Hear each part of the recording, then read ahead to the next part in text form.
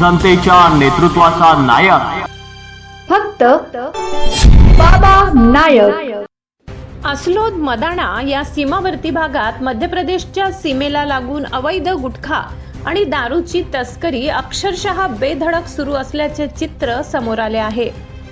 रात्रीच्या अंधाराचा तसेच दुर्गम रस्त्यांचा फायदा घेत संशयास्पद वाहनांतून मोठ्या प्रमाणात माल आणला जात असून परिसरात त्याची खुलेआम वाहतूक केली जात आहे। मात्र या सर्व घडामोडींच्या पार्श्वभूमीवर अस्लोद पोलीस दूरक्षेत्राची भूमिका संशयाच्या भोवऱ्यात सापडली आहे। कारण गावकऱ्यांच्या म्हणण्यानुसार हा प्रकार काही दिवसांचा नाही तर बराच काळ सुरू असूनही कारवाईचा ठोस मागमूस दिसत नाही।